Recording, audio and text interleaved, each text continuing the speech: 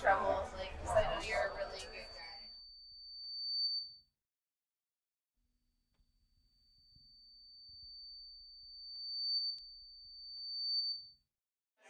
Hi, my name is Steph Dalwin. I am a producer and co-founder of New Normal Comedy in Boston, and I have been doing stand-up comedy about 5 years. The app that I'm aware of for like women or like sapphic people is her, and I hate her for a lot of reasons. But namely that, but also I'll describe it like I'm on her. Trying her out, you know, and it doesn't sound like I'm dating woman. It sounds like I'm mounting a horse. I got into stand-up comedy by accident. A friend and I were both going through a breakup at the same time, and she was like a lifelong stand-up comedy fan, and I grew up liking comedy, but I wouldn't say that I was particularly a nerd about stand-up comedy. I didn't have a sort of depth of knowledge of stand-up comics, and she had an encyclopedic knowledge of stand-up comics, so she had always wanted to try stand-up. She said we were both fresh out of breakups, and she was like, I think this would be really good for us. Let's just take this comedy class together, and if we hate it, we never have to do it again. So we ended up doing the class together, and it just wasn't for her. She didn't jive particularly well with stand-up. She had stage fright. But I really fell in love with the writing process, with iterating and just fine-tuning and just getting to the perfect joke. And so that was January 2020, and then the pandemic hit, and I had two choices. I could either stop doing stand-up, or I could keep writing and honing my craft. And I just loved the writing part of stand-up so much that I kept going with it. Well, I interpreted this as like, I let chores pile up. So like, how do I deal with my annoying self and like get my chores done? So one, I invite a sex friend over because it helps me keep my house clean. We all act like there's something more effective. There isn't. There just isn't. There is not. I need the peer pressure. I call a friend and we body double so we clean together. The last one is I like to make it more whimsical. Mm-hmm. So I narrate everything I'm doing in a New Zealand accent. Hi, my name is Amma Marfo. I am one of the founders and producers with New Normal Comedy, and I've been doing stand-up for almost 10 years. If you see a bird, like, in the airport, that's hilarious. Why does it need to be in the airport? Or, like, when I see a bird on the tee, I'm like, good for you. So one bird in the house, I'd be like, all right, this person knows me. Two birds in the house, I'm like, this person hates me. Like, what are your answers? Knowing that there are like lesbian seagulls to would track, so I think 3 is cheek pranked. I have things I have to cover, but I want to talk about knowing that there are lesbian seagulls. I got into stand-up comedy on a dare.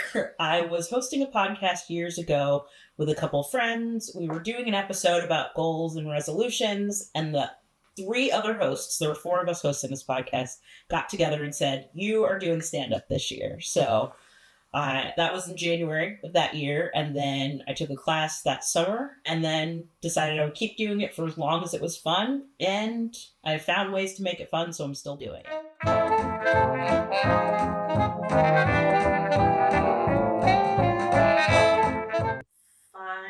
5.5 years ago in like 2019. I remember at that time it was a lot of dudes on lineups, a lot of cisgendered heterosexual white dudes telling the same sort of types of jokes. And, you know, occasionally you would see a woman, or you would see, like, you know, a person of color, or a queer person on the lineup, but usually it was a very sort of homogenous, at least the types of environments I was finding myself in, the lineup seemed very homogenous. Again, around perfection, I think, in stand-up comedy. Like, if you're not, you know, if you don't fit a very specific profile, you kind of have to be perfect because you're representing your entire group of people. And I remember one thing that you always do, and especially like early on, I was afraid to try new things on stage, and I would just do the same set over and over and over, which you should do. But I was afraid to try anything new because I was afraid of not being perfect. And you would just write on stage so much. And seeing you do that gave me permission to write on stage. And that's so funny you say that, because I don't consider myself to be a writer on stage by design. I think I am a writer beforehand, first and foremost, but after a while, I was just like, this is the only way I'm going to find out if Yeah. And so that encouraged me to I think explore the parts of me. I don't know, to just it validated for me that my stupid little observations were valid, you know? Not to say that you were writing about stupid little observations. You're writing about hilarious things like book fairs and space camp. And I was like, oh, I don't just have to write so that an audience figures me out. I can write about things I genuinely care about. As I'm not saying that women shouldn't be boxing. I think women should be boxing. But I just think that we shouldn't be boxing. Because it depends on the people in here. You have to protect your organs because people can punch your liver and it's like a soda fountain. You just start peeing on the spot. So you have to protect your liver. So you have to have one hand in front, then the other. Then I end up squishing my boobs I'm storing nuts for the winter. To my armpit. Is this intimidating? Do you accept me as the alpha? That's how it works as an alpha, right? Asked to be the alpha. You see me in the street, you're like, I'm gonna fight you, and I'm like, yeah, sure, punch it. Okay, I'm ready now.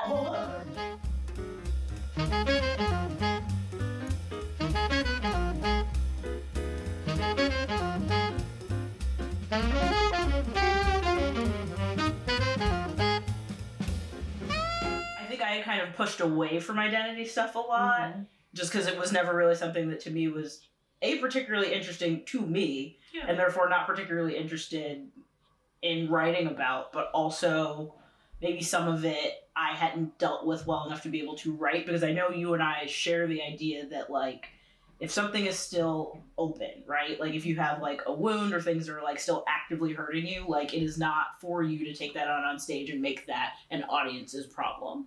Yes. So for me, some of it has been about some of this stuff doesn't actually hurt and I could write about it. Or maybe some of it still hurts, but if I close it up, I could get good material out of it.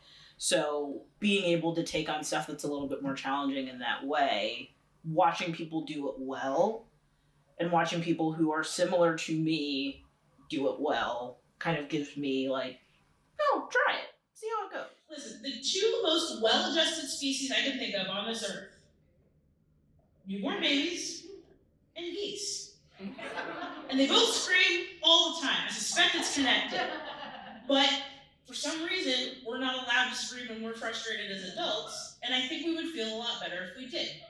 I'll give you an example. I watch a lot of TV. Some would say too much, but I also read, so please don't judge me about it.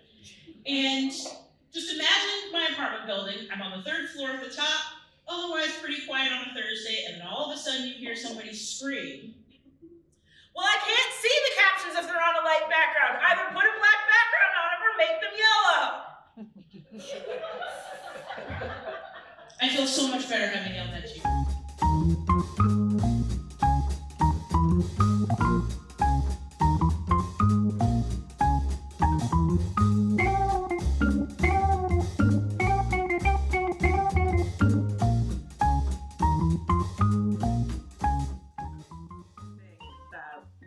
Most people don't know about stand-up comedians or stand-up comedy generally is that some of the best comedians are shy and or introverted. Yep. I think there's this misconception that everyone who's a stand-up comic was the class clown or extremely extroverted. There's nothing wrong with either of those things. There are plenty of extroverted stand-up comics. However, that's not every stand-up comic's journey. And I would wager that for the people that run in our circles, it's not the majority of our community's experience. I mean, I remember being a very shy kid. I remember, I don't think people would have described me as funny. I think they would have described me as witty, but I don't think people would have described me as funny or a class clown. I was very quiet. No one in high school would have known who I was. When I told my mother that I wanted to do stand-up comedy, she told me, really, I had no idea you were funny. You were always so serious. And so, that, even with my own family, that was my reputation. But I spent so much time, I was a very well-read kid. I was a very observant kid because I spent so much time observing other people because I was too shy to interact with them. And most of comedy is just writing and looking inward. And shy kids do that very well. Heartened to find out how many comedians, and not just people we know, but like folks that are doing it at a really high level, are also just really well read. Yeah. Like that's been really affirming for me, because I think just knowing that it's people who are smart enough that they could be doing whatever they want, and for good or for bad, they choose to do this.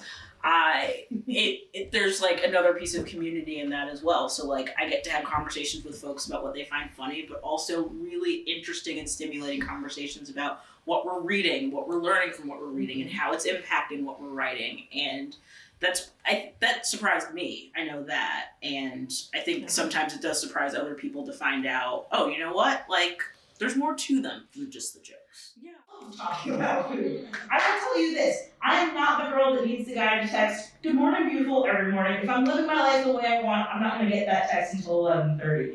But if you text me, "Have you eaten yet?"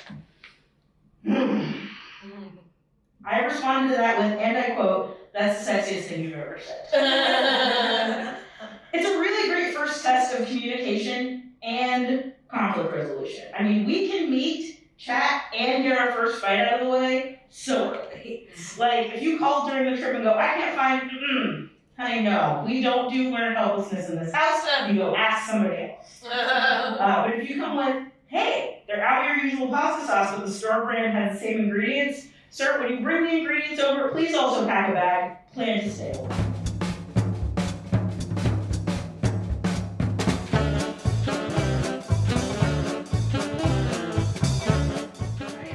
Comedian talks about having a stage persona. It's not a character. It's not like a skit. It's not like this other person you put on. Like, it's a part of you. But for me, it's just like a very specific aspect of my personality that I just kind of turn up the heat on. And I think person me I think is very long-winded in my explanations. I'm very I think I like to, I write for a living. I write and research for a living, so I think I can seem kind of ponderous when I talk. Person me, I think, can be a little spicier with my opinions in real life. I think I can be a little more argumentative. Stand-up me, I think I've experimented with a lot of which different parts of me I want to share on stage. I've tried sharing kind of the nerdy, I guess, geeky persona on stage, and it's worked. But I always kind of had trouble writing from that perspective because I think so many other people do it so well. I've tried to share the part of me on stage that's really angry and outraged by things, and that is a difficult emotion for me to access, and I think audience sniffed that out in 2 seconds, so that didn't last more than 1 or 2 shows. And I think more recently the version of me that I've kind of landed on is a person who it is probably truer to my core, a little bit awkward, a little bit kind of, equal parts, very adventurous, but still figuring things out. But I think kind of writing from that place of awkwardness and discomfort almost has been a really fun place to experiment in. Friends have been trying to get me out a lot more, bless them. That's a bad idea. They took me to a club recently to try to meet people. I don't know what I'm doing at a club. I'm in my 30s, my joints make noise now. But took me to a club, and I was like, okay, you know what, this is not my normal environment, but I'm gonna try and make it work. My usual move at a club is this, hello, you are my target now. Yes. Yeah, this is a good posture. So we can gyrate upward. Thrusty, get thrusty. Is this working for you? This is usually, I'm very sorry. If this is working for you, I'm concerned. This is usually how it goes in the club. So I was like, I'm gonna try something new. I'm gonna bust out some dance moves. Oh, yeah, that's right. So I tried to get low. And I'm squatting, get low. The dance floor, but then about halfway down, my knee clicked. Oh, there it goes. And I just ended up in this Asian spot. In the middle of the dance floor. I looked like I was chopping vegetables. A cigarette. Throwing money at chicken. Very sorry to those of you in the splash zone. Front row, splash zone. There's a lot of heat coming out of this sensibly high-waisted pant. Is this working for you? Maybe get excited. No? Okay, well, perhaps the back. I have almost quit stand-up comedy 3 to 7 times. I frequently have to take breaks from it because you're putting a piece of yourself out in front of audiences, and that's hard. That's hard. If they reject a joke, it's almost like they're rejecting a piece of you, and it took me a really long time to come to terms with that. It can become a form of validation, and that relationship can get toxic really quickly between myself and stand-up. So what keeps me coming back when I feel like, my relationship with stand-up is souring is I always go back to the fact that I'm just in love with the craft. I love writing. I love iterating. I love the process of cracking a perfect joke. And what helps that is kind of the second thing that keeps me coming back to stand-up is community. I've learned to very carefully curate. I call it curating my echo chamber. I don't just take advice from anybody. I take advice from a very specific group of people who understand me and are committed to understanding me and what I'm trying to do. There's advice I trust, who will help me work out my material from my perspective, telling me what they think will make a joke work based on how I would tell it, and not just telling me how to tell a joke based on how they would tell it.